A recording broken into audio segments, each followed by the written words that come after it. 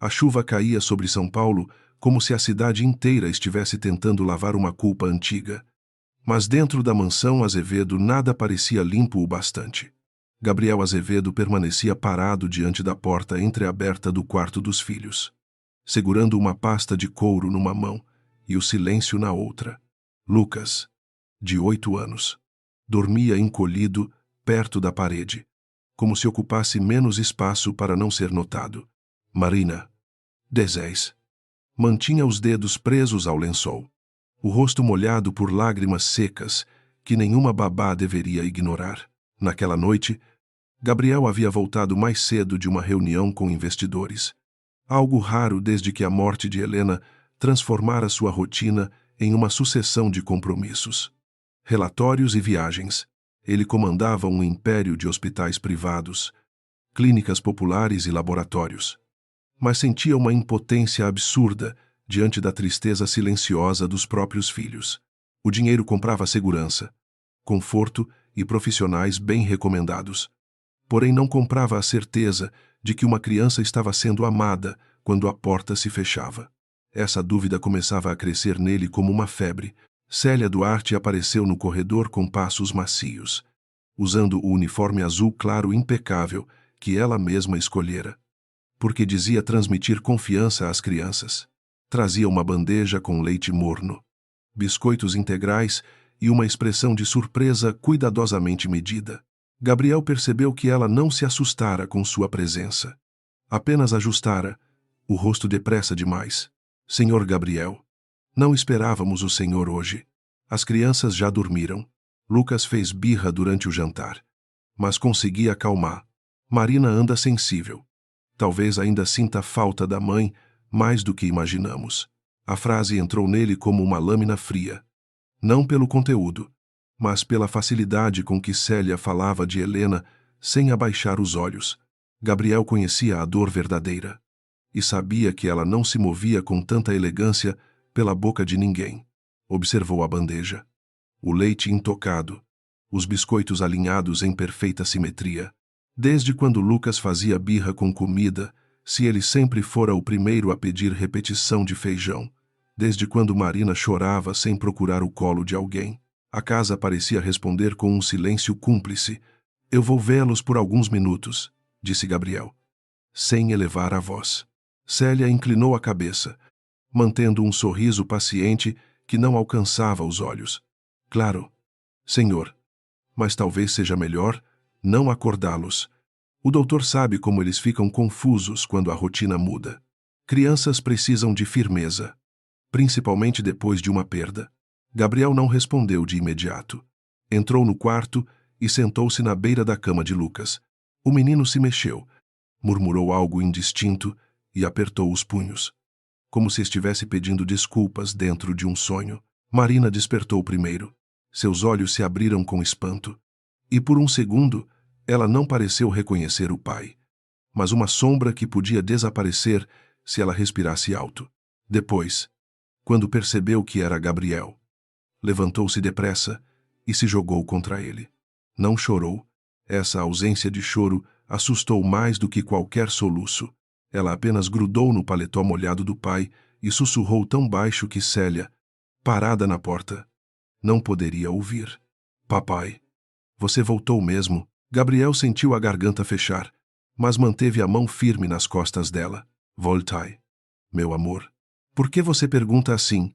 Marina olhou para a porta, depois para o irmão ainda adormecido, e o medo reorganizou seu rostinho com uma disciplina triste demais para uma criança.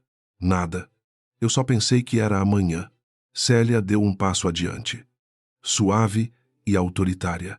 Ela confunde os dias. Senhor, temos trabalhado nisso. Crianças inventam pequenas histórias quando querem atenção. Gabriel fitou a babá, e naquele instante a máscara dela pareceu perfeita demais. Pessoas verdadeiramente pacientes não precisavam anunciar tanta paciência. Ele permaneceu no quarto até que Marina dormisse outra vez, segurando sua mão como se ela fosse a ponta de uma ponte frágil. Quando saiu, Célia ainda esperava no corredor, a bandeja agora equilibrada contra o quadril. Gabriel perguntou sobre a rotina do dia. Os estudos. As refeições. As visitas da professora particular. As respostas vieram rápidas, organizadas, quase belas. Havia horários, justificativas, pequenos defeitos atribuídos às crianças e uma constância suspeita de elogios a si mesma. Célia não relatava fatos. Ela construía uma versão onde sua presença era indispensável. Na biblioteca, depois que a babá se recolheu, Gabriel abriu o armário de bebidas e fechou sem pegar nada. Viu seu reflexo no vidro escuro da janela. 42 anos. Cabelos levemente grisalhos nas têmporas. O rosto de um homem que aprendera a negociar com ministros, banqueiros e concorrentes cruéis, mas que talvez tivesse perdido a habilidade de ouvir a própria casa. Sobre a mesa repousava uma fotografia de Helena, sorrindo com Lucas no colo e Marina ainda bebê. A lembrança dela trouxe ternura, mas também uma acusação silenciosa. Helena escolhera aquela casa por causa do jardim, não por causa dos muros altos. Dizia que as crianças precisavam de árvores, terra nas unhas e risadas entrando pela cozinha. Depois do acidente, Gabriel havia transformado o lugar numa fortaleza eficiente. Contratara motoristas, seguranças, cozinheiras, tutores e Célia, recomendada por uma agência exclusiva. A mulher tinha cartas elogiosas, curso de primeiros socorros, fala serena e uma história pessoal marcada por sacrifícios. Na época, isso bastara. Agora, Gabriel se perguntava se sua pressa de voltar ao trabalho havia parecido autorização para abandono. Na manhã seguinte, ele decidiu observar antes de agir. Desceu para o café como se nada tivesse mudado, usando o terno cinza das reuniões importantes e a expressão neutra que intimidava executivos acostumados a blefar. Lucas estava à mesa, sentado ereto demais, mastigando devagar uma torrada quase fria. Marina mexia no copo de suco sem beber. Célia circulava atrás deles com elogios discretos, mas Gabriel notou que as crianças só olhavam para ela antes de responder. Não era respeito, era verificação. Queriam saber qual resposta era permitida. Como foi a aula de ontem? Lucas perguntou Gabriel, passando manteiga no pão sem pressa. O menino abriu a boca, hesitou e olhou para Célia. Ela sorriu. Mas havia um aviso naquele sorriso. Foi boa. Papai, eu errei a lição de matemática. Pedi desculpa. Gabriel pousou a faca sobre o prato. Pediu desculpa por errar. Lucas baixou a cabeça. A gente deve pedir desculpa quando dá trabalho. Marina deixou a colher cair. O som pequeno pareceu enorme. Célia recolheu a colher depressa demais. Lucas é muito responsável, disse a babá. Às vezes exagero um pouco na disciplina. Mas é para o bem dele. Crianças ricas crescem cercadas de facilidades. Senhor, Gabriel, precisam aprender limites antes que o mundo ensine de forma pior. Gabriel sorriu sem mostrar os dentes. Havia ouvido discursos semelhantes de homens que justificavam fraudes, chamando-as de estratégia. Limites são necessários. Célia, medo. Não. A babá sustentou o olhar por um instante. Depois, baixou as pálpebras, com a humildade teatral de quem sabia se retirar sem parecer derrotada. Mais tarde, no escritório, Gabriel chamou Dona Teresa, a governanta que trabalhava para a família desde o casamento dele. Ela entrou com as mãos unidas diante do avental, olhos cansados e prudentes. Havia nela uma lealdade antiga, mas também um receio que Gabriel não compreendia antes. Perguntou sobre as crianças, sem citar Célia diretamente. Dona Teresa respondeu com cuidado, escolhendo palavras como quem atravessava um piso cheio de vidro.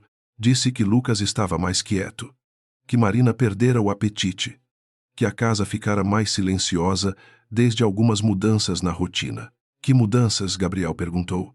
Dona Teresa olhou para a porta fechada. A senhora Célia prefere que as crianças não fiquem na cozinha. Diz que atrapalha. Também pediu que eu não suba ao andar dos quartos depois das 8, para não quebrar a autoridade dela. O senhor sabe que eu não gosto de criar conflito.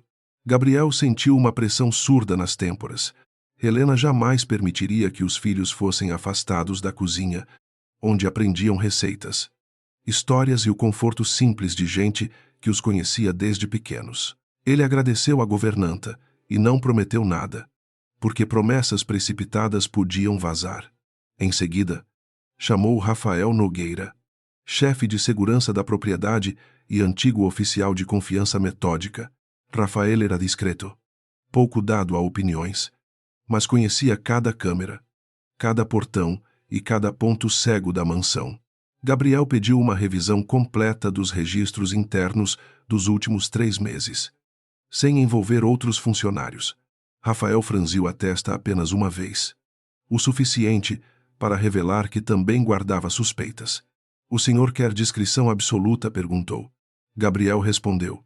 Quero verdade absoluta. Naquela tarde, Gabriel cancelou 3 compromissos e permaneceu no escritório fingindo revisar contratos. Pela porta entreaberta, ouviu Célia orientar as crianças no salão de estudos.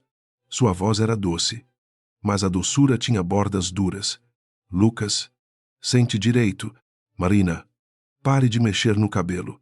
Seu pai trabalha muito porque precisa compensar tudo que vocês exigem. Crianças ingratas deixam adultos cansados. Gabriel fechou os olhos. A vontade de entrar e expulsá-la dali foi tão forte que seus dedos apertaram a caneta até quase quebrar. Lá, mas ele sabia esperar. Quando Lucas respondeu algo inaudível, veio um silêncio pesado, seguido pela frase de Célia, baixa o suficiente para parecer segredo. Seu pai não gosta quando você dificulta as coisas. Você se lembra do que aconteceu na semana passada?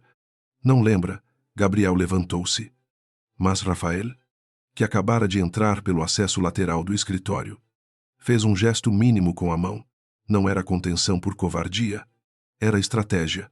Rafael colocou sobre a mesa um pequeno relatório preliminar.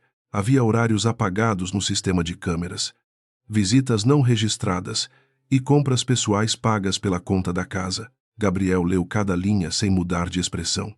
Quem o visse naquele momento pensaria que ele analisava um balanço financeiro. Mas por dentro, algo antigo se partia.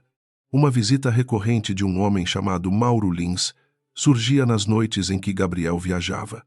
A justificativa era entrega pedagógica, embora não houvesse recibos de material escolar.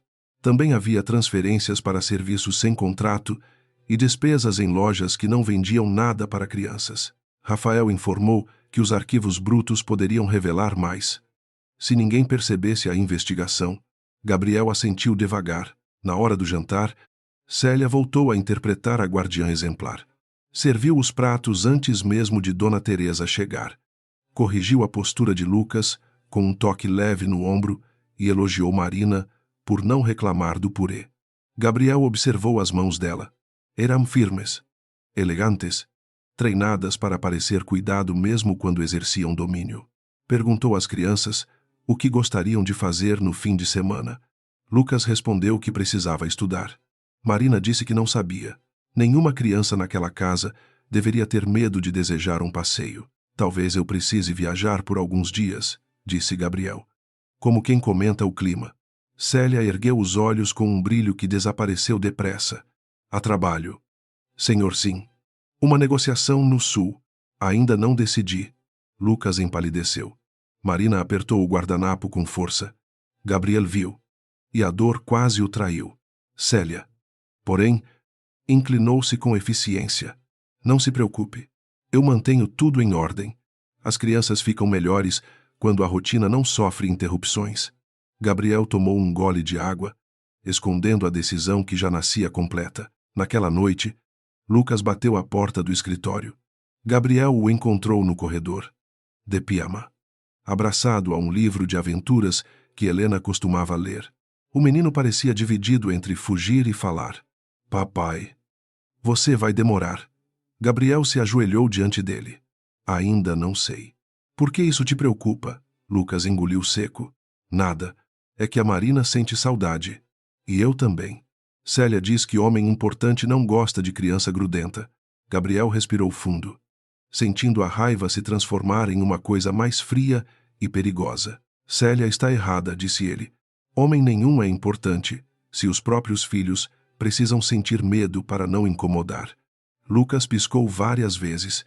como se aquela frase abrisse uma janela num quarto fechado. Por um instante, quase falou.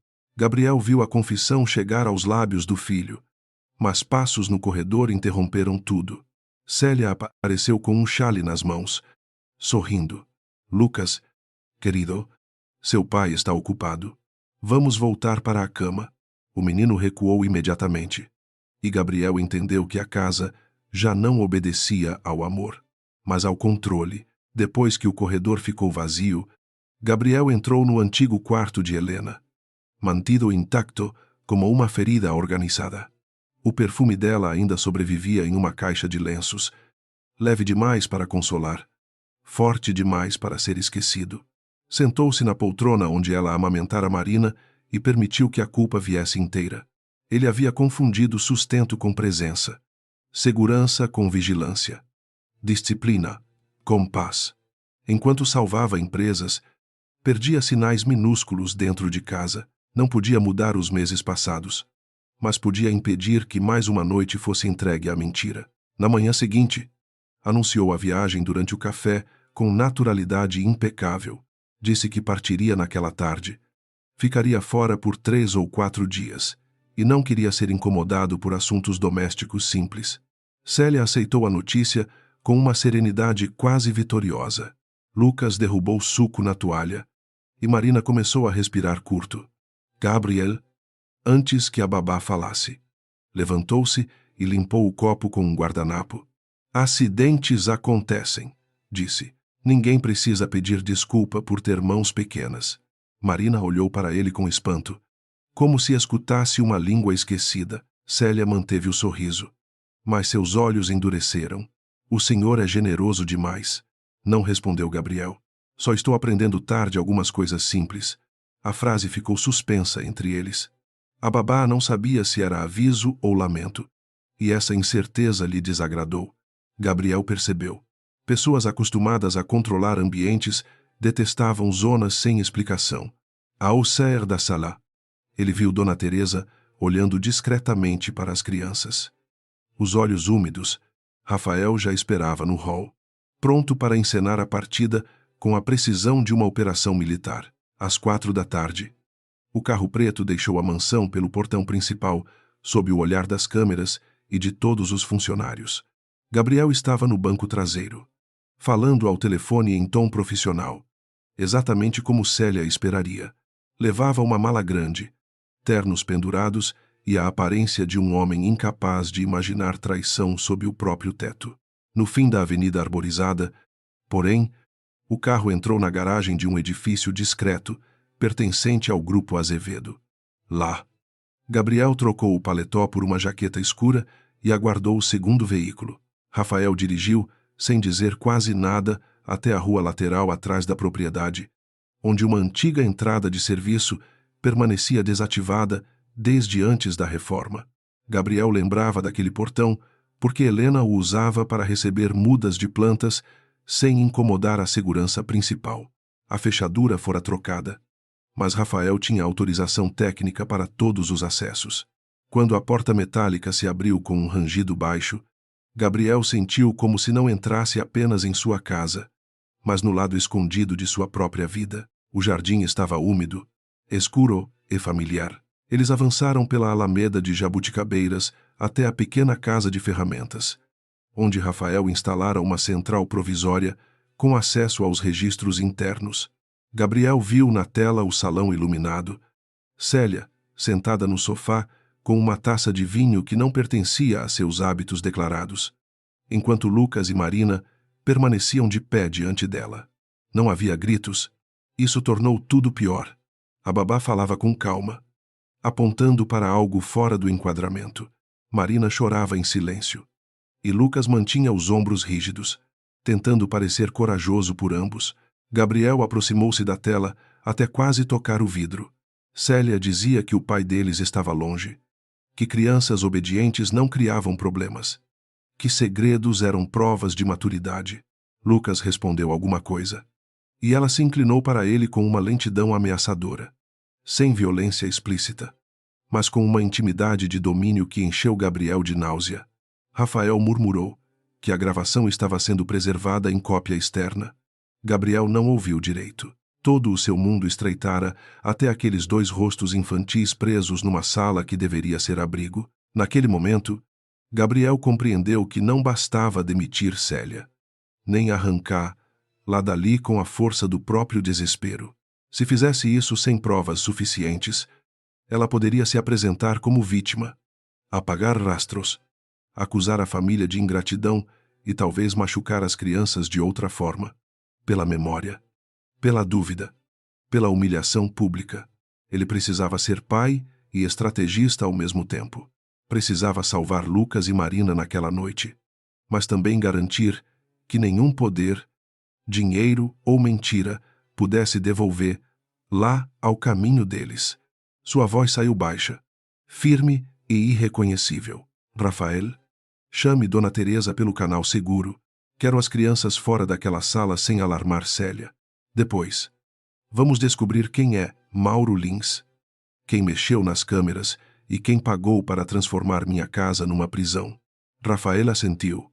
Já digitando, Gabriel olhou novamente para a tela. Célia ainda sorria, certa de que o dono da mansão voava para longe, preso à própria arrogância de homem ocupado. Ela não sabia que ele estava ali, molhado pela chuva do jardim, vendo tudo. E, pela primeira vez em meses, a casa deixava de pertencer ao medo. Gabriel permaneceu na pequena casa de ferramentas enquanto a chuva afinava sobre as folhas do jardim, e cada gota parecia marcar um segundo roubado da infância de seus filhos.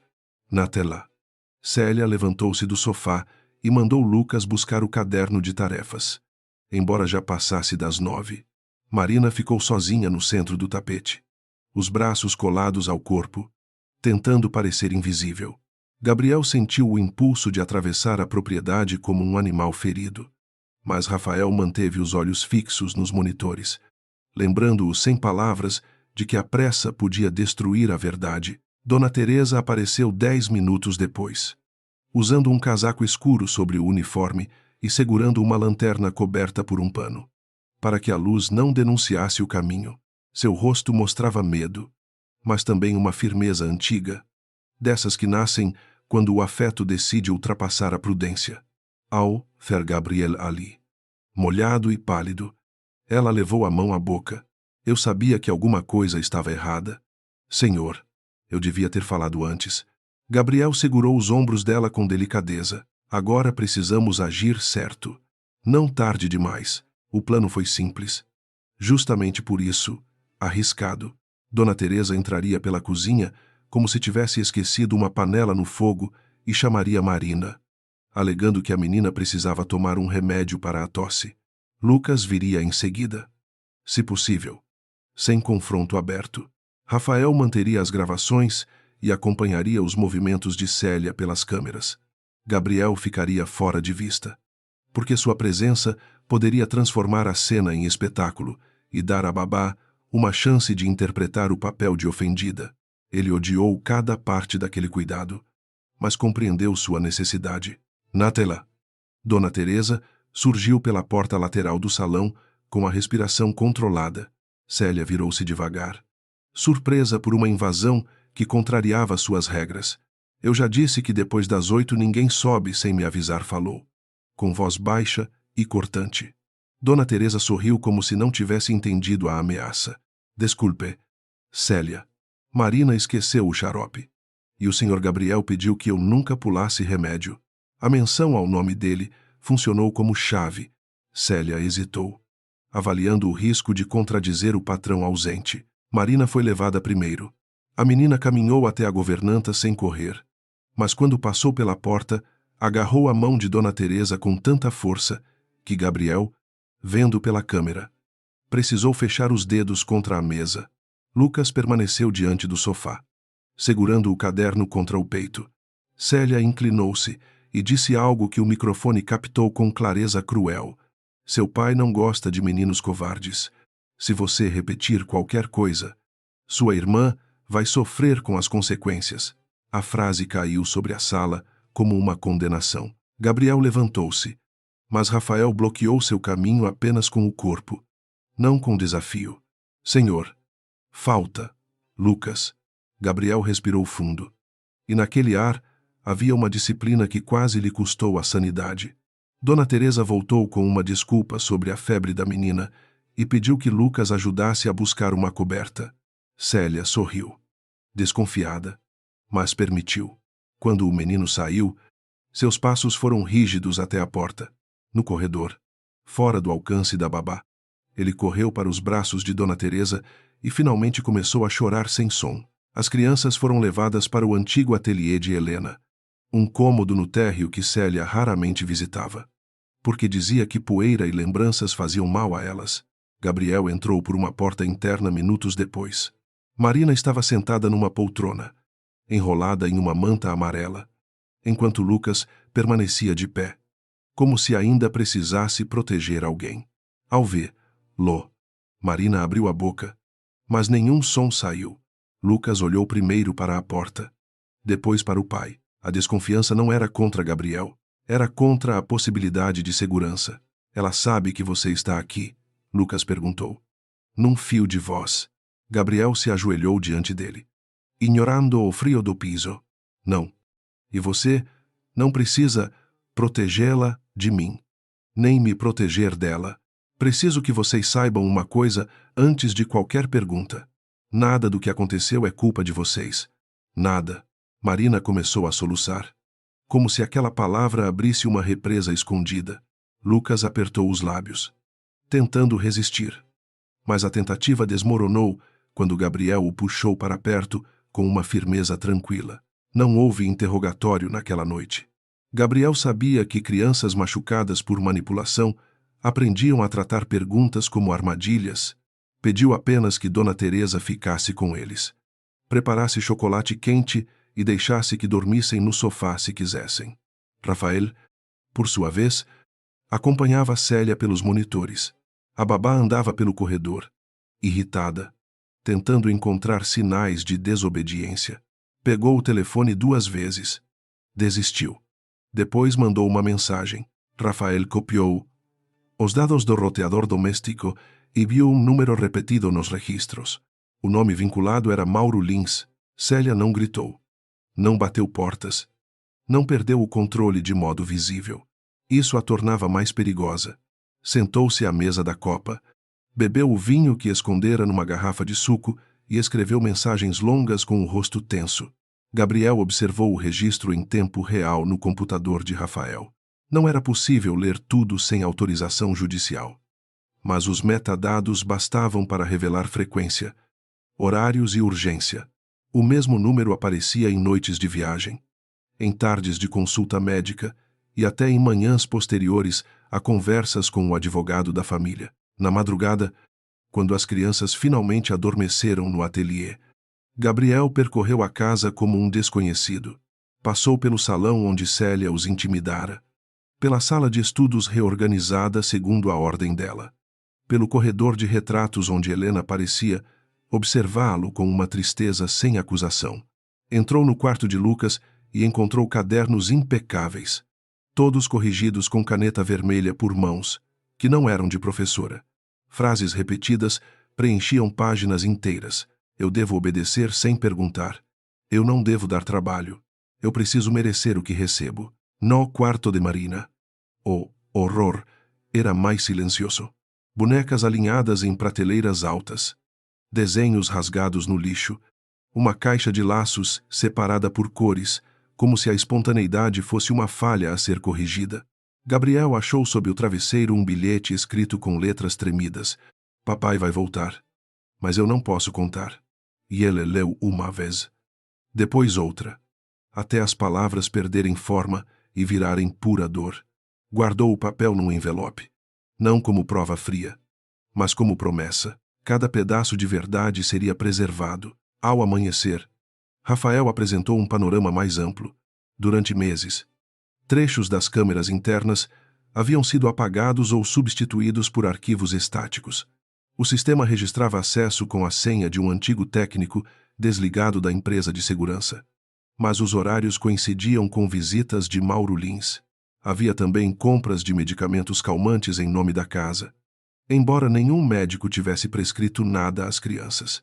Gabriel ouviu tudo com as mãos apoiadas na mesa. A raiva se tornara concentração. O pai ferido precisava dar lugar ao homem capaz de desmontar uma rede. Mauro Lins, descobriu Rafael. Era consultor educacional sem licença ativa, com histórico de processos arquivados por falta de provas.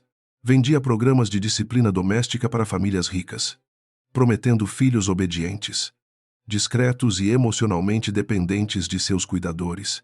Célia o conhecia havia anos, em 2 residências anteriores. Saíra antes que denúncias fossem formalizadas. As recomendações excelentes vinham de pais ausentes, agências negligentes e intermediários pagos para apagar ruídos. Gabriel sentiu vergonha ao perceber que seu próprio nome, sua pressa e sua reputação haviam servido como escudo perfeito para ela. Durante o café da manhã, Célia notou que algo escapara ao seu controle. As crianças não estavam à mesa. Dona Teresa respondia apenas o necessário, e Rafael transitava pelo corredor principal com uma calma de ameaça. Gabriel, oficialmente viajando, não poderia aparecer. Então a babá telefonou para ele. O aparelho tocou no bolso dele dentro da casa de ferramentas. Ele observou a chamada. Deixou vibrar 3 vezes e atendeu com o som ambiente de aeroporto, reproduzido por Rafael no computador. Algum problema? Célia perguntou. Com a voz profissional de sempre. Ela hesitou. As crianças acordaram indispostas. Dona Teresa interferiu na rotina ontem. Talvez por excesso de zelo. O senhor sabe como isso prejudica meu trabalho. Gabriel olhou pela janela pequena, vendo o telhado da própria casa, como se fosse território inimigo. Entendo. Confio que você mantenha a ordem até minha volta. Claro, senhor. Eu sempre protejo seus filhos, mesmo quando eles não entendem. A frase veio doce, venenosa. Gabriel respondeu apenas que ligaria mais tarde. Quando desligou, Rafael já havia marcado a gravação.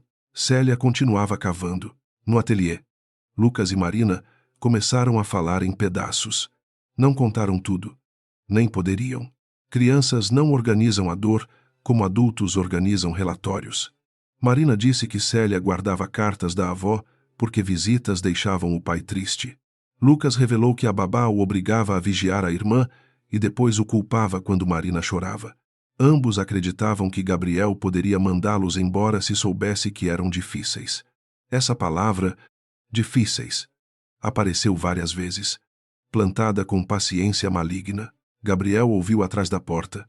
Sem interromper, porque Rafael gravava apenas com autorização dele e presença de Dona Teresa, a avó materna. Beatriz tornou-se a peça seguinte. Gabriel telefonou de uma linha segura e perguntou se ela havia recebido as últimas mensagens das crianças. Do outro lado, houve um silêncio indignado. Beatriz contou que há semanas tentava marcar visitas, mas Célia respondia que Lucas adoecera. Marina estava frágil, ou Gabriel preferia recolhimento. Também recebeu mensagens secas atribuídas ao genro, pedindo distância até a família se estabilizar. Gabriel nunca as escrevera. A mentira já não era doméstica. Alcançava laços de sangue. Isolava os filhos e reconstruía a casa em torno de Célia. Beatriz quis ir imediatamente à mansão. Mas Gabriel pediu prudência. Não por frieza, e sim porque a aparição dela poderia dar a Célia uma oportunidade de dramatizar uma invasão familiar. A senhora, que sempre vira o genro como um homem elegante demais para sujar as mãos na vida cotidiana, percebeu pela primeira vez a dor exata em sua voz. Gabriel, Helena confiou em você. Eu sei, ele respondeu.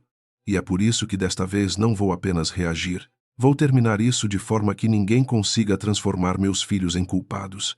Ao longo do dia, as provas se acumularam com uma precisão sombria.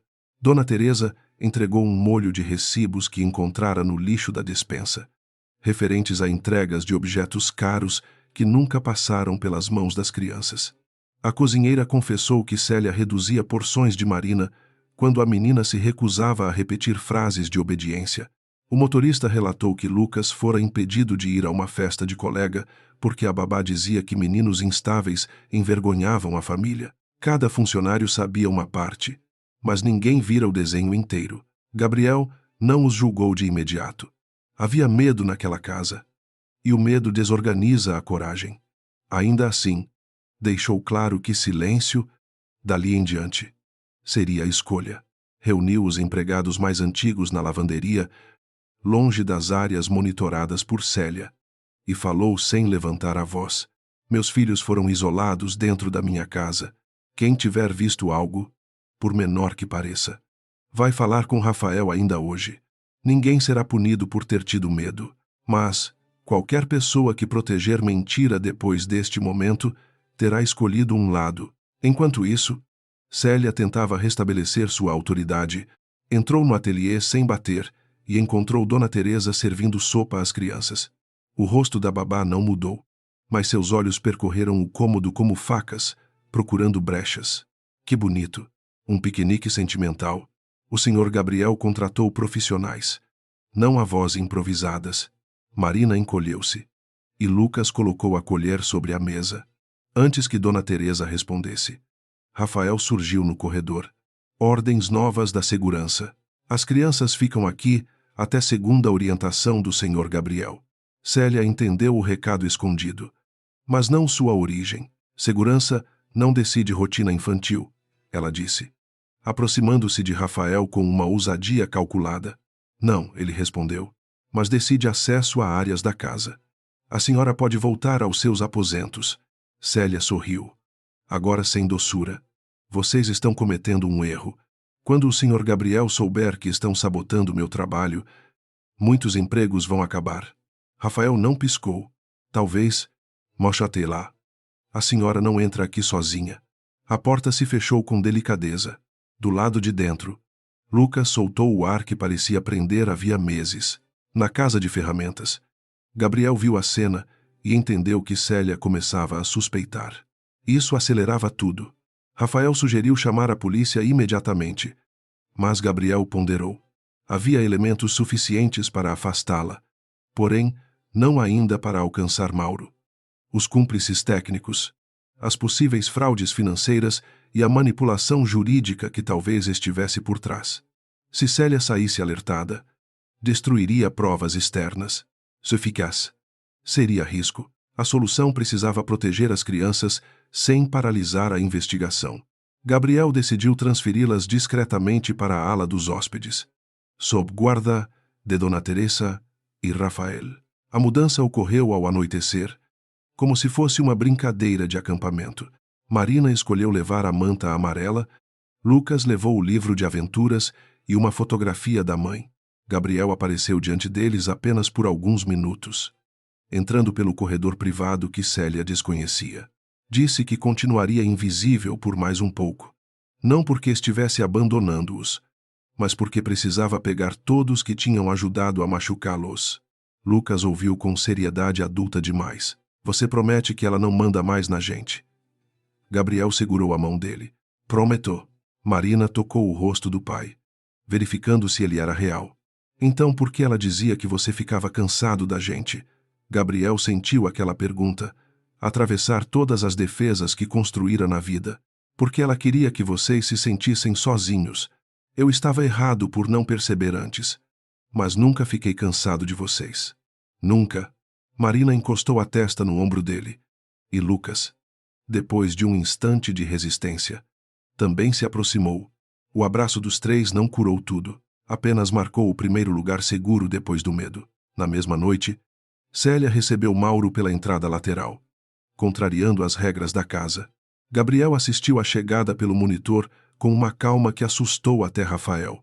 Mauro era um homem de meia idade, elegante de maneira barata, carregando uma pasta e uma confiança ensaiada. Célia o levou à copa e falou em sussurros sobre empregados rebeldes, crianças influenciáveis e a possibilidade de antecipar um plano. Gabriel pediu que Rafael ampliasse o áudio. Uma palavra surgiu nítida, repetida 2 vezes por Mauro. Tutela. Depois outra. Patrimônio. A investigação deixava de ser apenas sobre crueldade. Mauro aconselhou Célia a produzir um relatório sobre instabilidade emocional das crianças e negligência involuntária do pai. Disse que, com o advogado certo, Gabriel poderia ser convencido a assinar uma autorização permanente para decisões educacionais e médicas. Célia respondeu que já tinha acesso a documentos antigos de Helena e que havia uma fundação em nome das crianças com fundos pouco supervisionados. Gabriel sentiu o mundo se contrair. Não era somente abuso de poder dentro da rotina. Era uma tentativa de capturar legalmente a infância dos seus filhos e o legado da mãe deles. Quando Mauro saiu, Rafael salvou as gravações em 3 cópias e preparou um dossiê inicial. Gabriel ficou sozinho por alguns minutos, observando as luzes da mansão refletidas no piso molhado do jardim. Durante anos, acreditara que inimigos se apresentavam em salas de reunião, com contratos agressivos e sorrisos de concorrentes. Agora entendia que a pior ameaça podia usar voz calma, servir leite morno e dobrar uniformes com perfeição. Célia o subestimara porque ele parecia ausente. Mauro o subestimara porque dinheiro, para eles, era sinônimo de vaidade cega. Antes de dormir, Gabriel entrou novamente no ateliê. Lucas e Marina estavam adormecidos no sofá grande, um ao lado do outro, protegidos por Dona Teresa, que cochilava na poltrona com a mão sobre o peito. A cena tinha a ternura exausta de um campo depois da tempestade. Gabriel cobriu os filhos com cuidado e recolheu do chão o livro de aventuras. Na página marcada por Lucas, o herói voltava ao castelo disfarçado para descobrir quem traíra sua família. Gabriel quase sorriu. A vida, às vezes, escolhia símbolos sem pedir licença. Ele saiu sem acordá-los e encontrou Rafael no corredor. Amanhã vamos ao cofre de Helena, disse Gabriel. Se Célia mencionou documentos, quero saber o que ela viu. Rafael assentiu. E Mauro vai acreditar que ainda está no controle. Pessoas arrogantes falam demais quando pensam que venceram. Gabriel olhou para a porta fechada do ateliê. O medo ainda estava ali, grudado nas paredes, nos gestos, nos sonhos inquietos das crianças. Mas agora havia outra presença crescendo na casa. Não era vingança. Era uma justiça paciente, acordada e implacável. O cofre de Helena ficava atrás de uma estante de livros no antigo quarto dela, protegido por um painel de madeira clara que Gabriel sempre evitara tocar. Não era apenas um compartimento de aço, mas uma fronteira emocional. Ali estavam cartas, certidões, fotografias, contratos de doação e pequenos objetos que a esposa guardava com a mesma delicadeza com que cuidava do jardim. Ao abrir o painel naquela manhã, Gabriel sentiu que invadia um território sagrado, embora soubesse que Helena, se pudesse, teria exigido dele coragem e não reverência paralisada. Rafael permaneceu perto da porta, enquanto Dona Teresa aguardava no corredor com uma bandeja de café que ninguém beberia. A combinação do cofre ainda era a data de nascimento das crianças. Lucas, primeiro. Marina depois. Gesto tão típico de Helena que Gabriel precisou respirar antes de girar a trava final. Dentro, havia pastas etiquetadas com letra firme, envelopes de papel grosso e uma caixa azul, onde ela guardava bilhetes de aniversário. Tudo parecia intacto à primeira vista. Porém, uma das pastas estava levemente fora de ordem, e Gabriel percebeu antes mesmo de tocar. A pasta da Fundação Infantil reunia documentos sobre o patrimônio destinado a Lucas e Marina, uma parte das ações do grupo hospitalar e os rendimentos de imóveis que Helena herdara da família. Gabriel sempre soubera da existência daqueles bens, mas confiava na estrutura jurídica montada por ela, por Beatriz e pelo advogado antigo da família. Agora, ao folhear as páginas, encontrou cópias de procurações recentes que não reconhecia, anotações feitas a lápis em margens, e uma minuta de autorização educacional que concedia poderes excessivos a uma cuidadora nomeada pelo responsável legal. O nome de Célia não aparecia no primeiro documento, mas surgia em uma versão posterior, digitado sem elegância no espaço reservado ao responsável doméstico. Mauro Lins aparecia como consultor de adaptação infantil.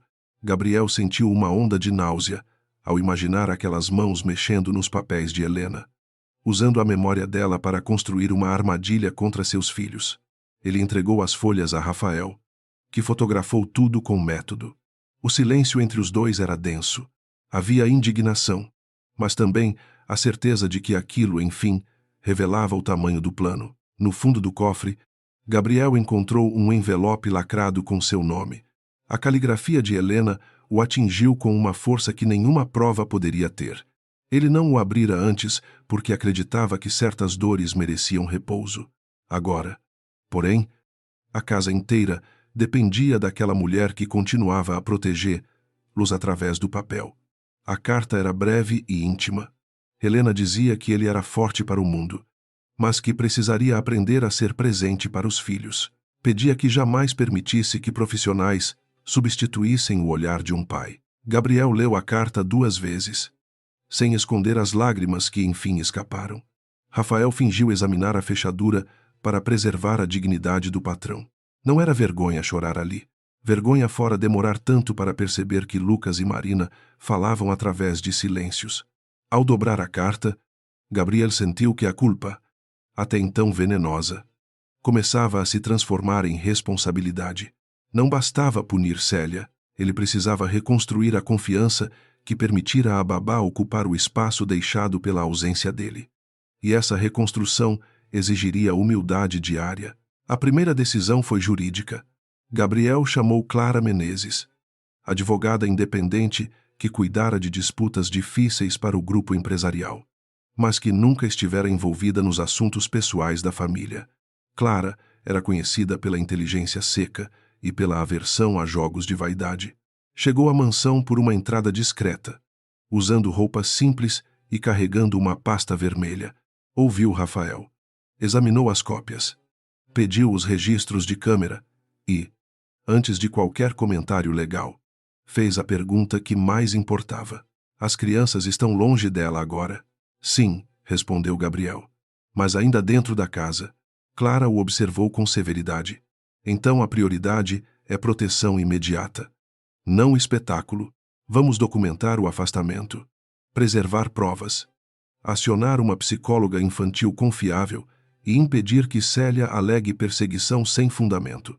Se ela tem cúmplices, cada passo precipitado vira presente para eles. Gabriel aceitou a dureza da frase sem se defender. No passado, talvez se irritasse por ser corrigido dentro da própria casa. Naquela manhã, a competência de Clara era um alívio maior que qualquer reverência. A psicóloga indicada por Clara se chamava Lívia Campos e trabalhava havia anos com crianças vítimas de manipulação emocional em ambientes familiares de autocontrole. Chegou sem jaleco, sem voz infantilizada, sem pressa.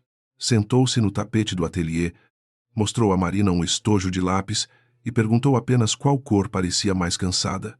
Lucas ficou desconfiado no começo, mas ouviu quando ela disse que ninguém seria obrigado a contar tudo de uma vez. Gabriel observou da porta, aprendendo uma lição dolorosa. Cuidado verdadeiro não arrancava segredos. Criava espaço para que a verdade respirasse. Enquanto Lívia trabalhava com as crianças, Clara e Rafael organizaram a investigação em camadas. Primeiro, os fatos de risco imediato, como ameaças, isolamento e controle de alimentação. Depois, as fraudes internas, apagamento de câmeras, visitas clandestinas e gastos irregulares. Por fim, a tentativa de criar documentos que poderiam enfraquecer Gabriel como pai e aproximar Célia da administração cotidiana dos bens dos filhos. A clareza do método acalmou a parte mais turbulenta dele. Gabriel entendeu que a justiça, para ser forte, precisava de sequência. Não apenas de indignação. Célia continuava na casa, mas agora tinha os movimentos limitados sob justificativas administrativas. Ela foi informada por Rafael de que uma auditoria geral ocorreria por causa de falhas no sistema de segurança e despesas incompatíveis. A babá recebeu a notícia com um sorriso tenso. Que curioso tudo isso acontecer justamente quando o Sr. Gabriel viajou. Auditorias não escolhem datas confortáveis, respondeu Rafael. Ela não gostou da frase. Pela primeira vez, sua autoridade encontrou uma superfície que não se curvava nem explicava demais. Isso a fez procurar Mauro com mais urgência. Gabriel ouviu a gravação daquela ligação mais tarde, autorizada pela preservação do sistema interno da casa, e orientada por Clara quanto aos limites legais. Célia dizia que os empregados estavam estranhos, que as crianças haviam sido afastadas dela, que alguém devia estar envenenando a família. Mauro recomendava calma e insistia para que ela produzisse um incidente, algo que provasse instabilidade de Lucas ou descuido da equipe. A palavra incidente fez Gabriel apertar os punhos. Clara percebeu e fechou o notebook por um segundo. Controle. Gabriel, é isso que eles esperam que você perca. Ele odiou admitir que ela tinha razão.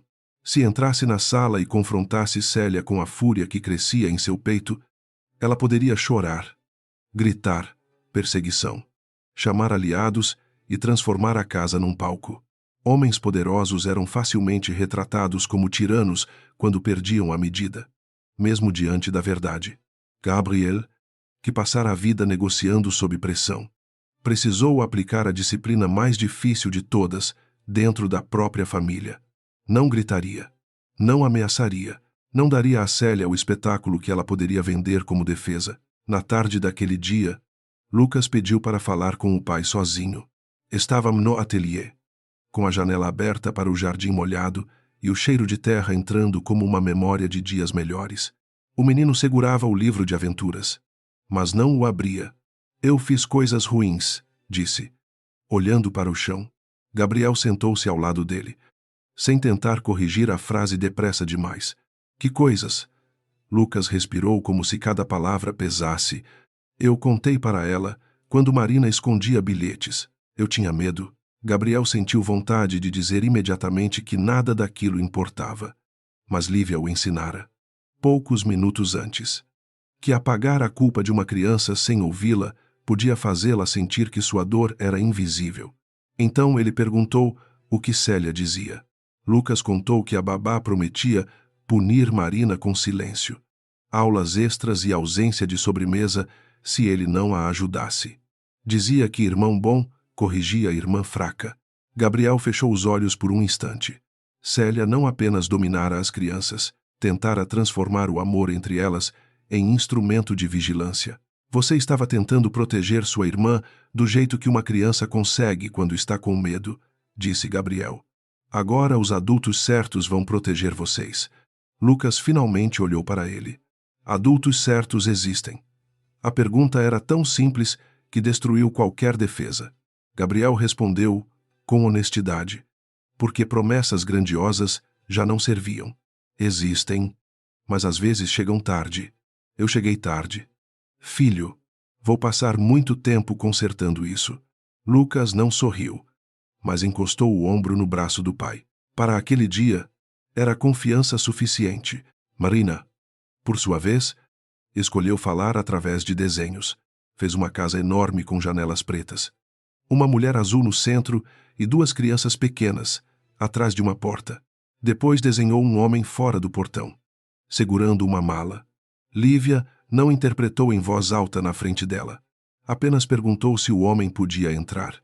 Marina pensou muito. Escolheu um lápis verde e abriu um caminho no jardim. Gabriel viu o desenho depois e sentiu uma dor mansa. A filha não o apagara da paisagem. Apenas ainda precisava desenhar uma passagem. À noite, Clara descobriu que as minutas alteradas haviam sido enviadas ao escritório de Arthur Valença, advogado que assumira parte dos assuntos patrimoniais da família depois da morte de Helena. Gabriel conhecia Arthur como um profissional elegante, sempre disponível, sempre cuidadoso em parecer neutro. Essa disponibilidade, antes conveniente, agora parecia suspeita. Rafael cruzou datas e encontrou encontros entre Arthur e Mauro em restaurantes discretos. Não havia prova final de conluio, mas havia coincidências demais para serem ignoradas. Clara recomendou não confrontá-lo ainda. Homens vaidosos, como Célia, também falavam demais quando se sentiam seguros. Gabriel ligou para Arthur, usando o tom habitual de empresário em viagem. Disse que pensava em reorganizar a rotina das crianças e talvez formalizar poderes mais amplos para alguém de confiança na casa. Do outro lado, O advogado não demonstrou surpresa. Pelo contrário, adotou uma eficiência ansiosa. Sugeriu que Célia era respeitada, que Mauro tinha métodos modernos, que famílias enlutadas precisavam delegar para sobreviver. Gabriel ouviu cada palavra, como quem recolhe moedas de traição caindo numa mesa. Podemos conversar quando eu voltar, disse. Arthur respondeu que seria prudente agir rápido. Depois da ligação, Gabriel ficou muito tempo olhando para o aparelho. A traição de um funcionário doía menos que a traição de um conselheiro autorizado a tocar nos documentos de Helena. Clara gravara a chamada conforme a orientação adequada, pois Gabriel participava da conversa e tinha direito de preservar seu próprio diálogo. Mesmo assim, o peso moral era profundo. Ele se perguntava quantas vezes delegar a homens convenientes decisões que mereciam presença. A corrupção raramente começava com monstros. Muitas vezes começava com portas abertas por cansaço, luto e confiança mal examinada. No terceiro dia de sua falsa viagem, a casa já estava dividida em dois mundos. Para Célia, Gabriel seguia distante, talvez distraído, talvez manipulável. Para Lucas e Marina, o pai surgia em horários secretos, fazia refeições simples com eles no ateliê e escutava sem exigir relatos. Dona Teresa voltou a cantar baixinho na cozinha, algo que não fazia havia meses. Rafael controlava acessos com precisão. Clara preparava notificações. Lívia construía laudos iniciais focados no bem-estar infantil. A mansão, antes dominada por medo elegante, começava a respirar por frestas abertas. Célia, entretanto, não era ingênua. Na quarta manhã, encontrou uma câmera externa reposicionada e percebeu que o ponto cego da entrada lateral diminuíra. Caminhou até Rafael com passos calmos e olhos de gelo.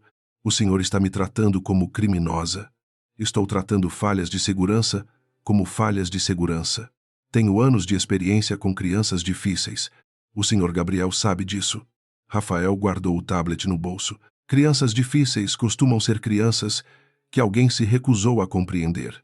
Célia empalideceu apenas um pouco, mas foi o suficiente para revelar que a frase acertara. Mais tarde, ela tentou aproximar-se de Marina no corredor. A menina estava com Lívia e Dona Teresa, carregando uma caixa de lápis. Célia se agachou, abrindo os braços. Meu amor, você sumiu de mim. Eu fiquei preocupada. Marina parou, o corpo rígido. Por um segundo, o antigo treinamento quase venceu. Então olhou para Lívia, depois para Dona Teresa, e disse baixinho, mas com clareza, eu não quero abraço. O rosto de Célia se congelou.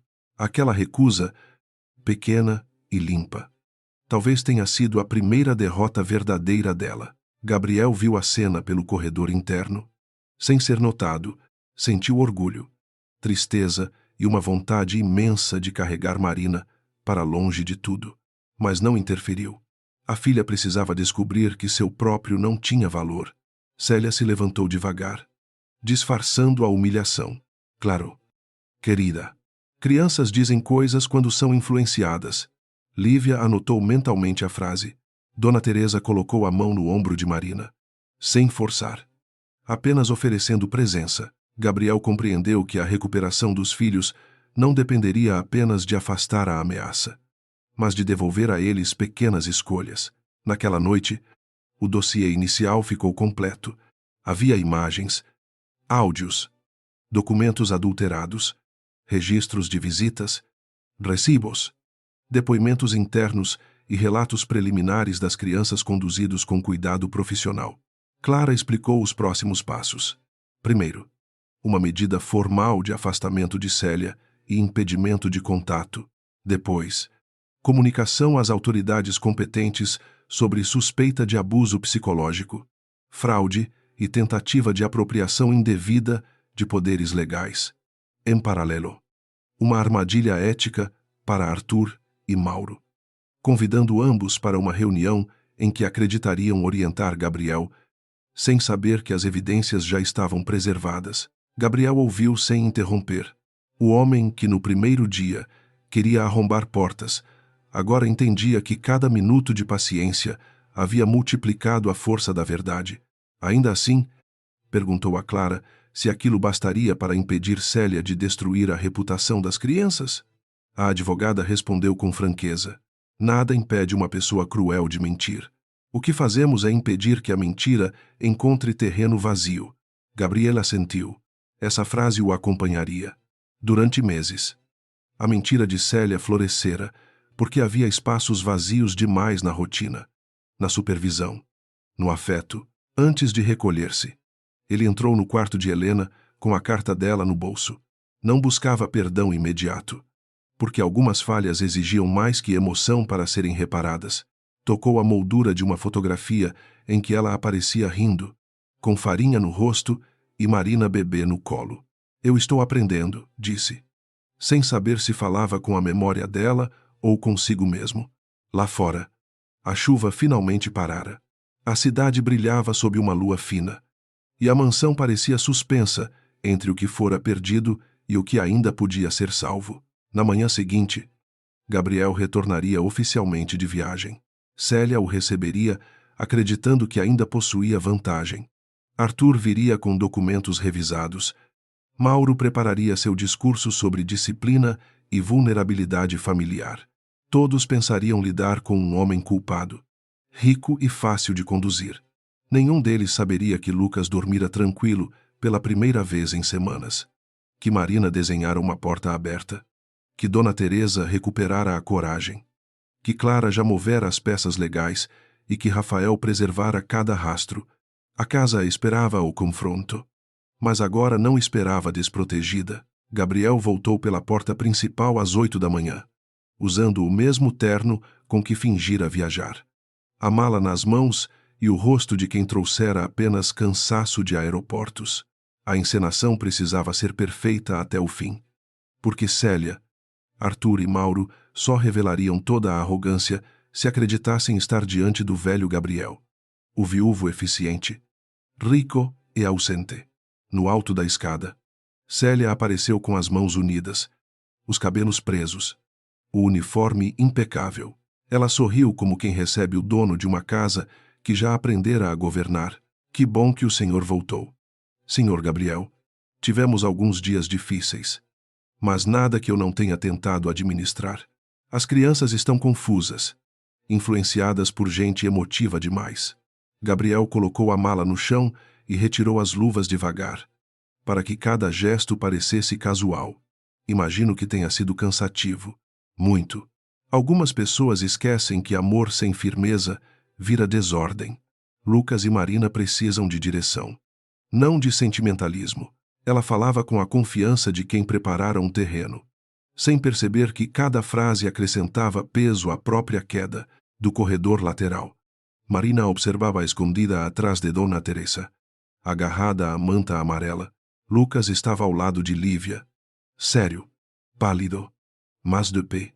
Gabriel percebeu os dois sem olhar diretamente, pois sabia que Célia também procurava sinais.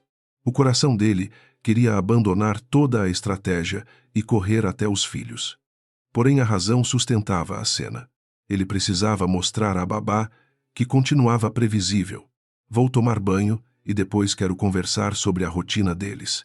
Talvez você tenha razão. Talvez eu tenha delegado pouco oficialmente. A luz de triunfo que atravessou os olhos de Célia durou menos que um segundo.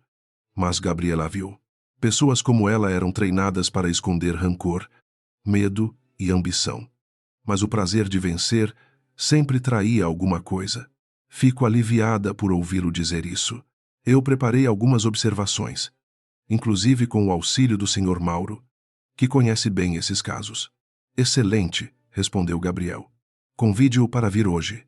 Também chamarei Arthur, para avaliarmos tudo com calma. Célia inclinou a cabeça, e pela primeira vez não conteve o sorriso. No quarto, Gabriel encontrou Clara já esperando. Sentada perto da janela com a pasta vermelha sobre os joelhos, Rafael fechou a porta por dentro e ativou o bloqueio de privacidade. Ela mordeu a isca? Perguntou Clara.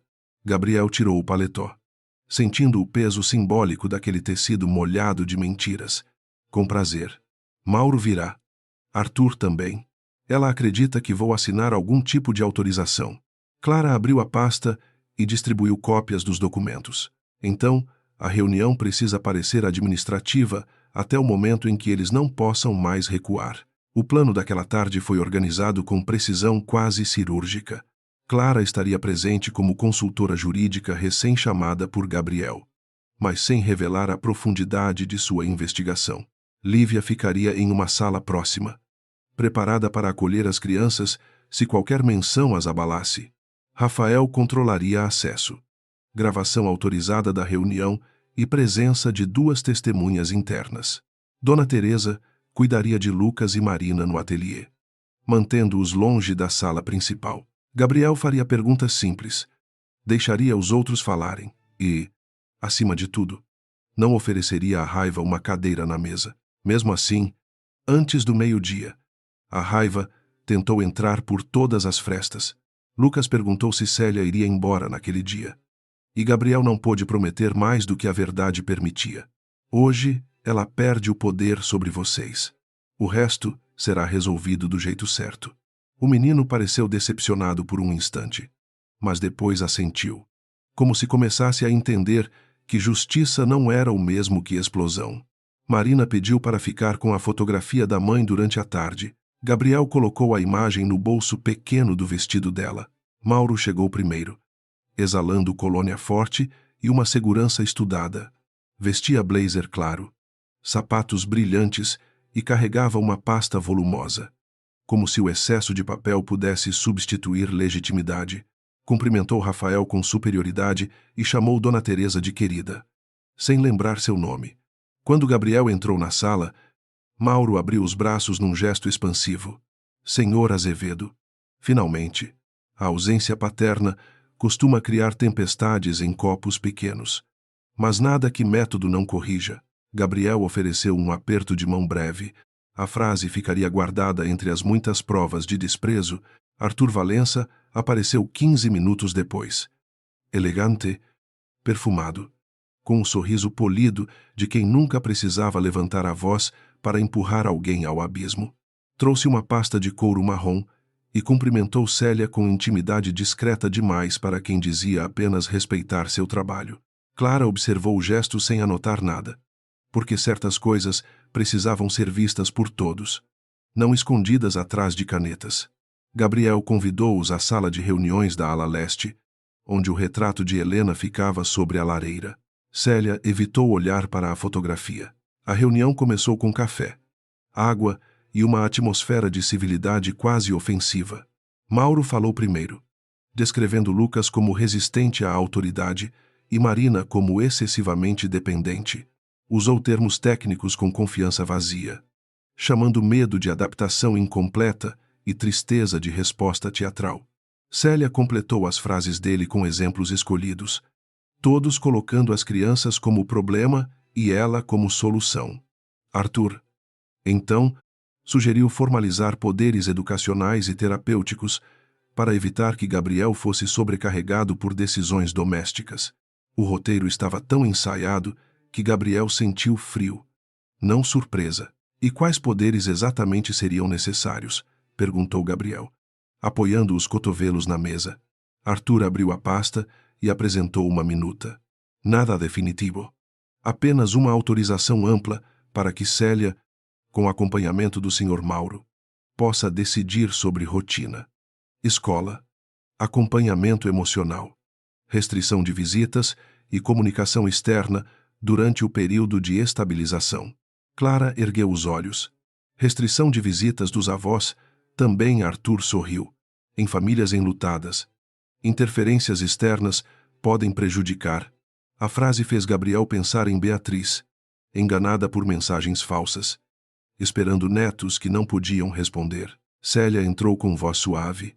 Senhor Gabriel, seus filhos o amam, mas usam esse amor contra o Senhor. Quando choram, sabem que o Senhor se sente culpado. Minha função é protegê-lo desse tipo de manipulação infantil. Mauro assentiu como professor diante de uma aluna brilhante. Crianças aprendem rápido a dominar adultos frágeis, especialmente após a morte de uma mãe.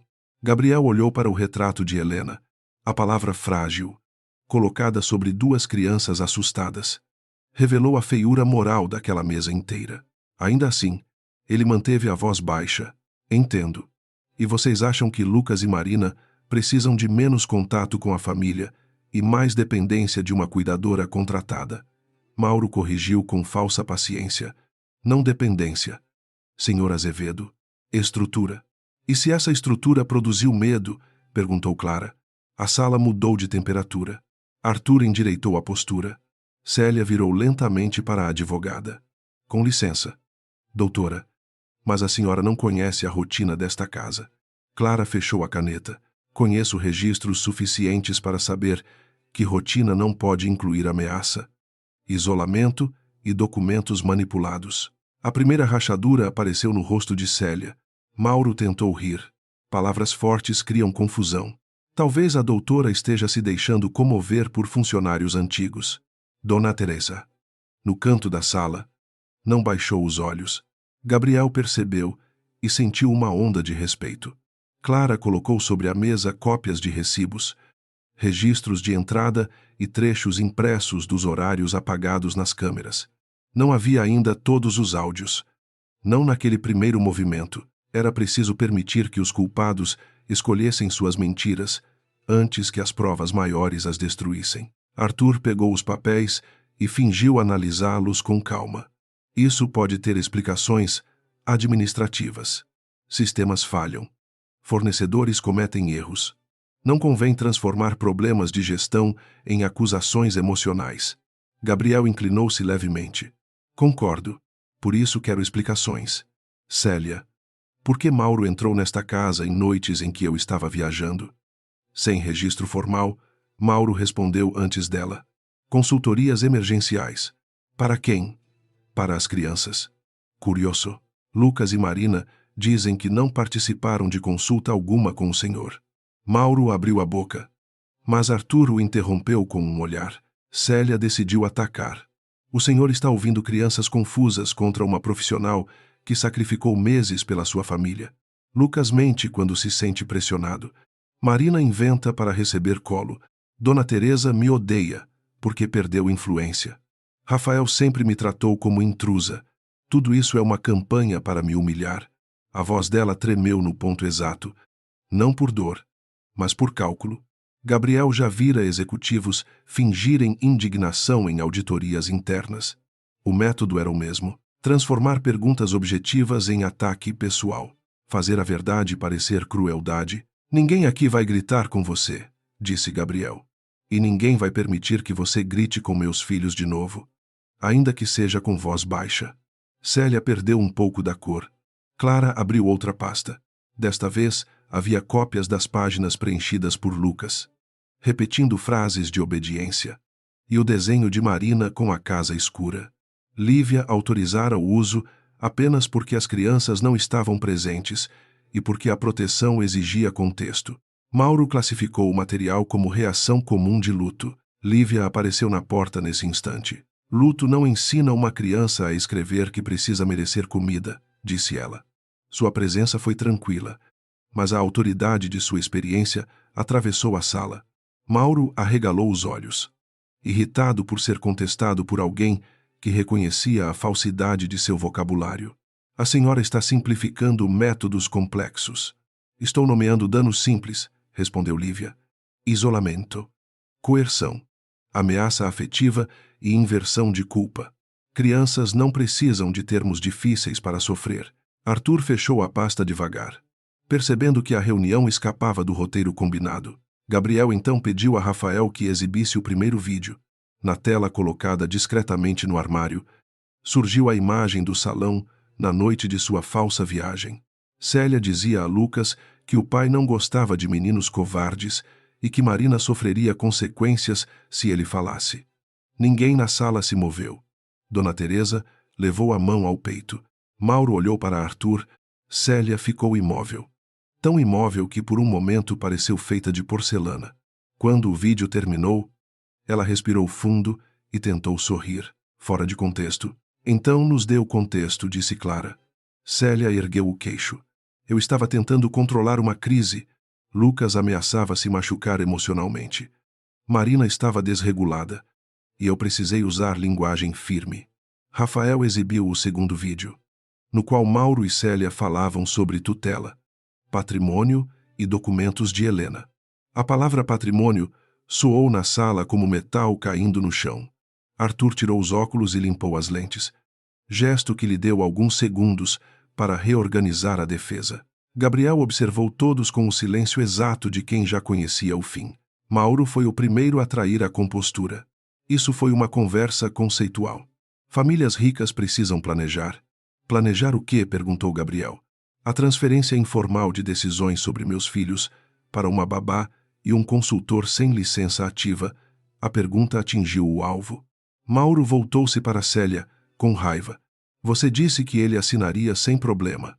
O silêncio que se seguiu foi mais revelador que qualquer confissão formal. Célia fechou os olhos por uma fração de segundo, e Arthur a olhou como quem descobre que o barco fazia água. Clara aproveitou. Doutor Arthur, o senhor recebeu minutas com alterações envolvendo Célia e Mauro. Também sugeriu ao senhor Gabriel urgência na assinatura.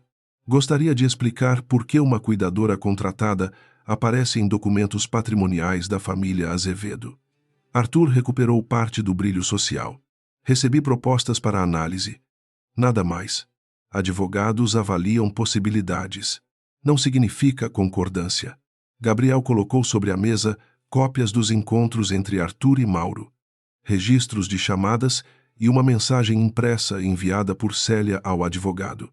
A máscara de neutralidade ficou mais pesada para sustentar. Célia, acuada, abandonou a doçura. Vocês acham que dinheiro cria amor? Eu fiz o que ninguém aqui teve coragem de fazer. Eu estava com essas crianças todos os dias, enquanto o grande Gabriel Azevedo voava entre hospitais e jantares. Eu vi birras. Vi egoísmo. Vi chantagens. Vocês aparecem agora com lágrimas e papéis. Mas fui eu quem carregou aquela casa. Gabriel sentiu o golpe, porque uma parte mínima dele continha a verdade. Ele fora ausente, mas Célia usava uma falha real para justificar uma crueldade fabricada. Essa era a perversidade central. Minha ausência foi erro meu, disse ele. Você não tem permissão para transformá-la em licença para ferir meus filhos. Célia bateu a mão na mesa. O som assustou Marina no corredor, e Gabriel ouviu o pequeno soluço antes mesmo de ver Pôntala. O pai levantou-se, mas Lívia já se retirava para acolher a menina. Lucas apareceu por um instante atrás da porta, com os olhos arregalados. Célia viu as crianças e tentou mudar o rosto, buscando nelas a antiga obediência. Lucas, diga a eles que eu cuidava de vocês. O menino congelou. A sala inteira pareceu prender a respiração. Gabriel quis interromper, mas Clara tocou de leve à mesa, pedindo confiança. Lucas olhou para Marina, depois para o pai, depois para Célia. Sua voz saiu baixa, mas não quebrada. Você dizia que cuidar era fazer a gente ter medo. Eu não quero mais esse cuidado. Marina, atrás de Lívia, acrescentou quase num sussurro. Eu também não. Aquilo não era um testemunho preparado, nem uma cena de tribunal. Era apenas duas crianças recuperando uma palavra pequena e imensa. Célia recuou, como se tivesse recebido um golpe invisível. O poder dela dependia da crença de que os dois jamais falariam diante de adultos. Mauro desviou o olhar. Arthur fechou a pasta e Gabriel caminhou até os filhos sem pedir licença à estratégia. Ajoelhou-se diante deles e os abraçou com cuidado, sem pressionar, deixando que escolhessem ficar. Lucas se manteve rígido por alguns segundos. Depois cedeu. Marina afundou o rosto no ombro do pai. Na sala, ninguém ousou falar, porque até os culpados reconheceram que algo definitivo acabara de mudar. Rafael informou, com voz formal, que Célia estava afastada de qualquer contato com as crianças e deveria permanecer em seus aposentos até a chegada das autoridades chamadas por Clara. Mauro protestou, alegando difamação. Arthur falou em excesso e nulidade, mas já não havia convicção em sua voz. Clara respondeu que todos teriam oportunidade de se defender pelos meios corretos, acompanhados de seus próprios advogados. Gabriel levantou-se ainda segurando Marina pela mão. Saibam apenas uma coisa. Eu não vou negociar silêncio. O que aconteceu nesta casa será tratado com luz. A frase encerrou a reunião. Mas não a guerra. Célia, ao ser conduzida por Rafael pelo corredor, lançou a Gabriel um olhar que misturava ódio e desespero. O senhor vai se arrepender. Crianças esquecem. Empregados mentem. Mulheres como eu sempre são descartadas por famílias como a sua. Gabriel não respondeu. Era tentador desmontar a última tentativa de vitimização. Mas ele compreendeu que certas mentiras se alimentavam de resposta.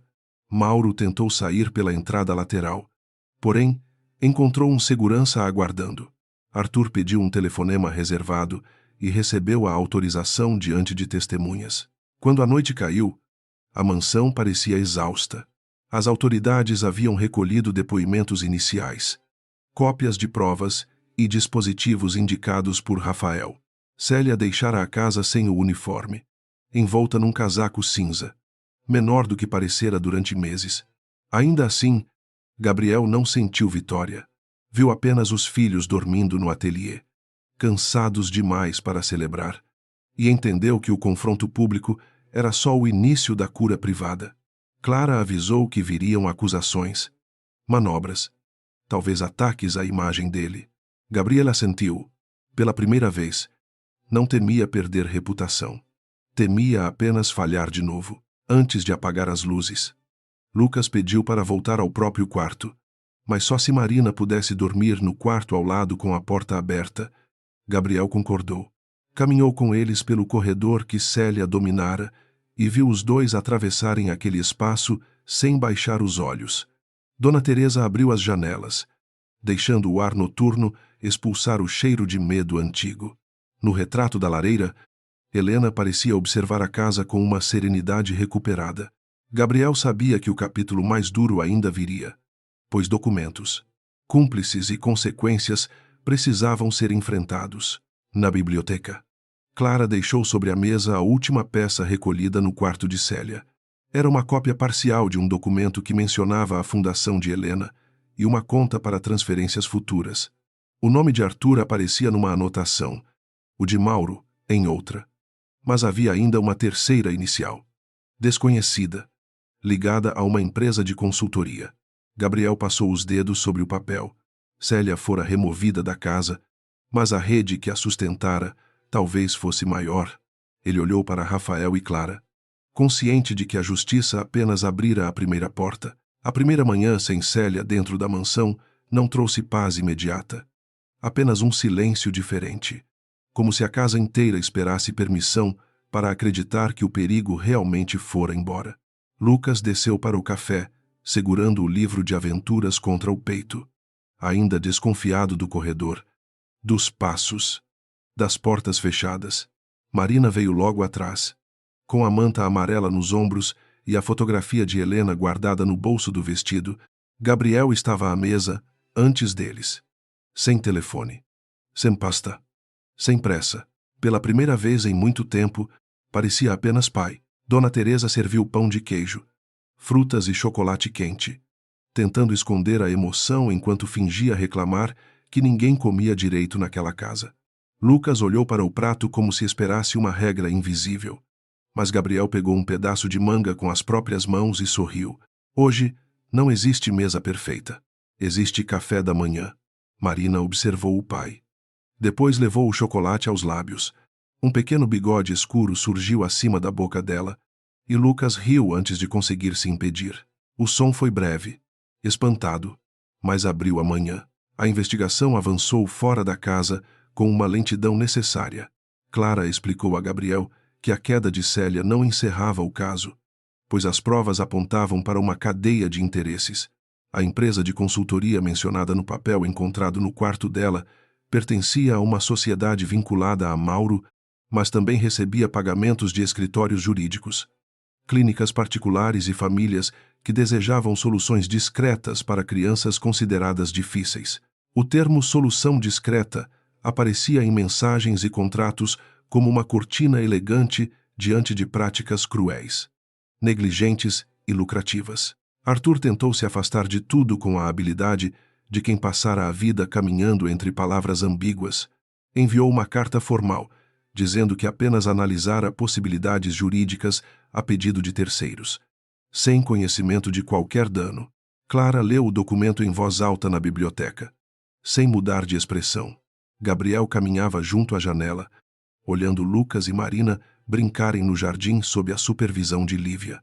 Ele vai sacrificar Célia e Mauro para salvar o próprio nome, disse. Clara fechou a carta. Vai tentar. Mas deixou rastros demais. Rafael encontrou os rastros nos lugares que pessoas arrogantes desprezavam. Havia uma sequência de pagamentos fracionados para evitar a tensão. Notas fiscais, vagas e encontros marcados por mensagens curtas. Sempre depois de reuniões sobre o patrimônio das crianças. Uma secretária do escritório de Arthur, cansada de ser usada como escudo, procurou Clara e entregou cópias de agendas internas. Disse que ouvira conversas sobre convencer Gabriel a assinar antes que a avó materna interferisse. Chorou ao contar isso. Não por inocência perfeita, mas pelo alívio de parar de carregar uma culpa emprestada. Beatriz chegou à mansão no terceiro dia. Quando Clara considerou seguro envolver a família materna, a avó entrou pelo portão principal, sem a elegância altiva que costumava defender sua dor. Trazia os cabelos brancos presos, um casaco azul e uma caixa de cartas antigas de Helena. Ao ver Lucas e Marina no jardim, parou como se o corpo esquecesse de obedecer. Marina correu primeiro. Depois, Lucas. E Beatriz se ajoelhou na grama úmida, sem se importar com a roupa. O abraço dos três não apagou semanas perdidas, mas devolveu uma raiz. Gabriel observou de longe, com o peso de quem sabia que também devia desculpas àquela mulher. Quando Beatriz se levantou, seus olhos estavam vermelhos, mas a voz permaneceu firme. Você devia ter percebido antes. Yusai.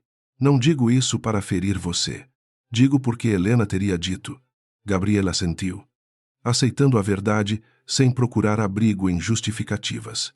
Eu falhei como presença. Beatriz, não falhei por falta de amor, mas falhei.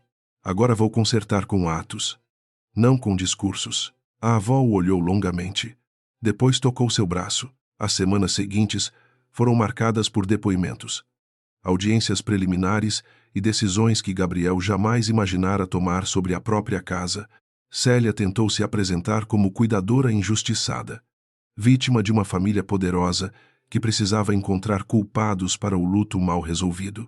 Em seu primeiro relato, descreveu Lucas como manipulador e Marina como instável. A estratégia desmoronou quando as gravações, os cadernos, os registros médicos e os depoimentos profissionais mostraram um padrão coerente. Não havia um episódio isolado, mas um sistema de controle construído com paciência e coberto por palavras bonitas. Mauro resistiu menos. Diante da possibilidade de responder por fraudes maiores, começou a entregar partes do esquema, sempre tentando diminuir a própria responsabilidade. Disse que Célia tinha ambição, que Arthur queria facilitar a administração dos bens e que algumas famílias pagavam caro para transformar conflitos domésticos em relatórios técnicos favoráveis. Clara não acreditou em sua súbita colaboração como arrependimento. Era medo. Ainda assim, medo também podia servir à verdade quando devidamente registrado. Mauro revelou nomes, contas, contratos e métodos, expondo uma rede que sobrevivia porque seus clientes preferiam silêncio à consciência. Arthur caiu de maneira mais lenta e mais humilhante, acostumado a controlar versões. Viu seu prestígio desmanchar quando uma auditoria encontrou pagamentos vinculados à consultoria de Mauro e minutas alteradas sem autorização do conselho da fundação. Ele tentou culpar assistentes, alegar confusão, insinuar que Gabriel buscava vingança para limpar a própria culpa pública. Porém, cada explicação abria outra contradição. No fim, sua arrogância o traiu numa reunião gravada legalmente por um dos envolvidos. Quando disse que pais ricos assinam qualquer coisa, se a culpa for pressionada no lugar certo, a frase se tornou a chave moral do caso.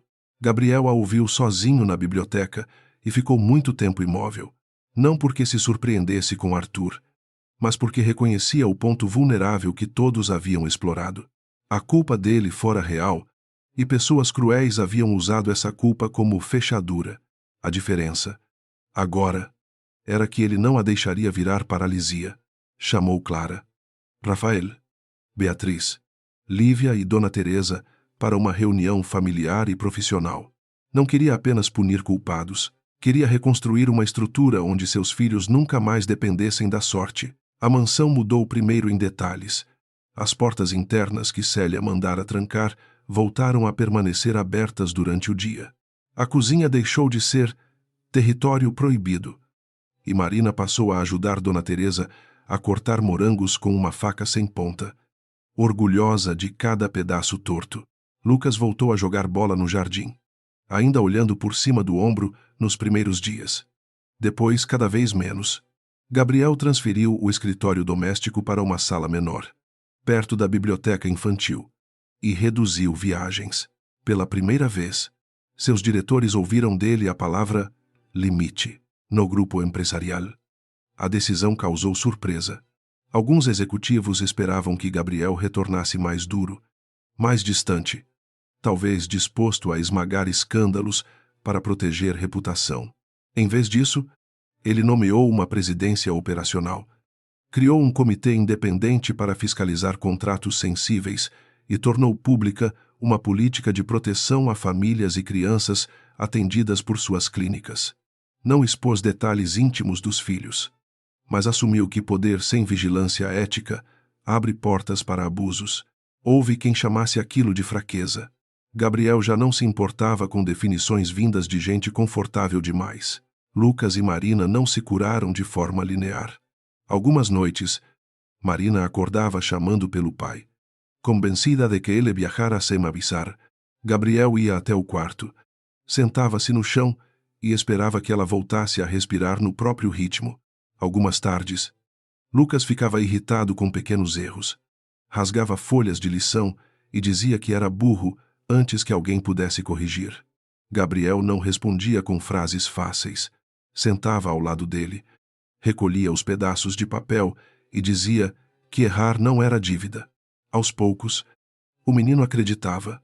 Lívia acompanhou a família durante meses, ensinando adultos e crianças a reconhecer sinais deixados pelo medo.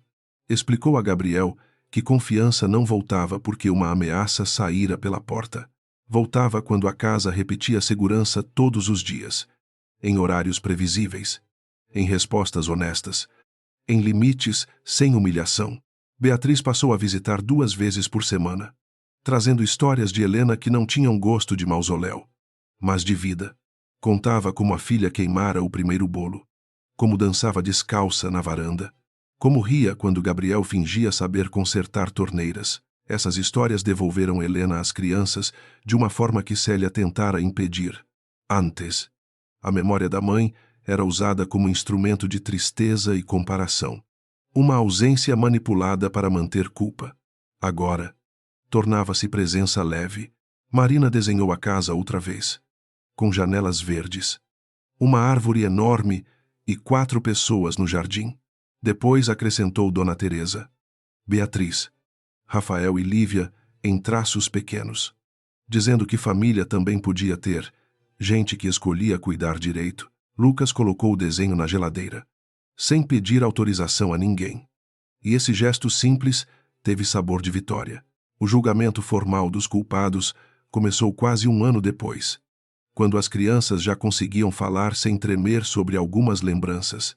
Gabriel recusou acordos que exigissem silêncio absoluto sobre as práticas da consultoria, embora preservasse a identidade e a intimidade dos filhos. Célia chegou ao tribunal com roupas discretas e olhar ofendido, mas sua altivez parecia menor diante das provas.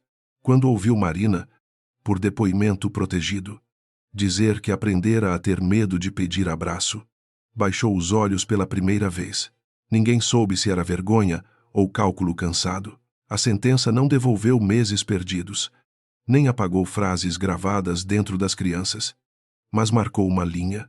Célia recebeu punição proporcional aos crimes comprovados e ficou proibida de exercer qualquer função de cuidado infantil. Mauro perdeu o direito de atuar em consultorias semelhantes e respondeu por fraude, associação e danos relacionados aos relatórios falsos. Arthur teve a carreira destruída pelo próprio orgulho. Perdeu registro profissional após os processos disciplinares e enfrentou acusações financeiras. Não foi vingança perfeita, porque a vida não oferece perfeição. Foi justiça possível, construída sem gritos e sustentada por provas. Na noite após a sentença, Gabriel levou Lucas e Marina ao jardim onde Helena plantara as primeiras jabuticabeiras. A cidade brilhava além dos muros, mas a mansão já não parecia uma fortaleza contra o mundo. Parecia uma casa com cicatrizes abertas ao ar. Lucas carregava uma lanterna, Marina uma cesta pequena, e os dois procuravam frutas maduras entre as folhas. Gabriel observava a cena sem tentar congelá-la numa imagem ideal. Sabia que ainda haveria medo, perguntas e recaídas, mas também haveria manhãs, risos, aniversários e escolhas novas. Papai, disse Lucas, jogando uma jabuticaba na cesta. Você ainda vai viajar? Gabriel sorriu, porque a pergunta já não vinha como pânico, mas como verificação honesta. Algumas vezes, mas nunca mais sem vocês saberem para onde vou, quando volto e quem fica com vocês. E nunca mais porque estou fugindo de sentir saudade.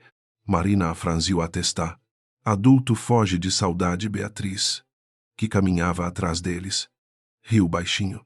Gabriel respondeu com sinceridade. Fua. Mas adulto também pode aprender a voltar antes que a saudade vire parede. Mais tarde, na cozinha, Dona Teresa preparou bolo de laranja com Marina, quebrando ovos de maneira desastrosa, e Lucas lendo a receita em voz alta, como se fosse comandante de navio. Rafael entrou para avisar que o portão lateral fora reformado e agora tinha nova trava. Gabriel agradeceu, mas pediu que também plantassem flores ao redor. Rafael estranhou. Flores. Senhor Flores, confirmou Gabriel. Não quero que nenhuma entrada desta casa seja lembrada apenas por medo. O segurança assentiu, compreendendo que proteção também podia ter beleza quando não se confundia com prisão. Gabriel subiu ao quarto de Helena antes de dormir. O espaço já não era um santuário intocado, nem uma ferida proibida. Algumas roupas haviam sido doadas com a ajuda de Beatriz. Cartas foram guardadas em álbuns acessíveis às crianças. E a poltrona perto da janela permanecia ali. Não para prender o passado, mas para convidar memória. Ele abriu novamente a carta da esposa e leu a frase sobre presença. Desta vez, não chorou de culpa, chorou de gratidão, porque algumas palavras atravessam a morte para salvar os vivos. Na primavera, a fundação de Helena foi reorganizada com supervisão independente e passou a financiar atendimento psicológico para crianças vítimas de manipulação familiar e abuso emocional. Gabriel fez questão de que o projeto não levasse seu nome. O nome dela bastava, e talvez fosse a forma mais justa de devolver ao mundo algo do cuidado que quase haviam roubado de seus filhos. Clara aceitou integrar o conselho. Beatriz acompanhou as primeiras ações. E Lívia treinou. Profissionais. Lucas e Marina não foram transformados em símbolo público. Continuaram sendo crianças, como deveriam ter sido sempre. No aniversário de Marina, a mansão se encheu de balões, música e cheiro de brigadeiro. Havia colegas da escola, primos, adultos conversando no jardim e crianças correndo pela sala sem medo de fazer barulho. Gabriel viu Lucas derrubar suco no tapete e paralisar por um segundo, antes que qualquer adulto reagisse. Marina pegou um guardanapo e disse, com a autoridade luminosa de seus 7 anos, que acidentes aconteciam. Lucas riu. Gabriel riu também. E Dona Teresa reclamou do tapete com uma teatralidade carinhosa. A vida voltava em gestos imperfeitos. Ao fim da festa, quando os convidados já tinham ido embora, Gabriel encontrou os filhos sentados sob a jabuticabeira maior. Marina estava sonolenta, encostada no ombro do irmão. Lucas olhava as luzes da casa com uma expressão pensativa. Ela parece diferente agora, disse ele. Gabriel sentou-se na grama ao lado deles. A casa... Antes parecia que tinha sempre alguém escutando. Agora parece que tem gente esperando a gente entrar. Gabriel sentiu o peito apertar. Nenhum relatório, sentença ou contrato definiria melhor o que haviam recuperado. Marina abriu os olhos e tocou a mão do pai. Você vai ficar. Gabriel olhou para a mansão, para as janelas abertas, para a cozinha iluminada, para Beatriz conversando com Dona Teresa, para Rafael fechando o portão sem pressa. Pensou no homem que fora, cercado de compromissos, incapaz de perceber que a verdadeira emergência dormia no quarto ao lado. Pensou em Helena, em Célia, em todas as portas que precisaram ser abertas. Então respondeu com a única promessa que ainda importava: vou ficar presente, mesmo quando eu sair. Vou voltar inteiro. Os três permaneceram ali até a noite esfriar. Não houve discurso grandioso, nem certeza ingênua de que a dor desaparecera para sempre. Havia apenas uma família aprendendo a respirar de novo, protegida não pelo dinheiro, nem pelos muros, nem pelo medo fantasiado de disciplina, mas por uma atenção diária, humilde e vigilante. Gabriel entendeu, enfim, que ser poderoso não era controlar todos os riscos, e sim não abandonar aqueles que dependiam de sua coragem. Sob a árvore de Helena, Lucas adormeceu primeiro. Marina, logo depois. E o pai ficou acordado, guardando a paz,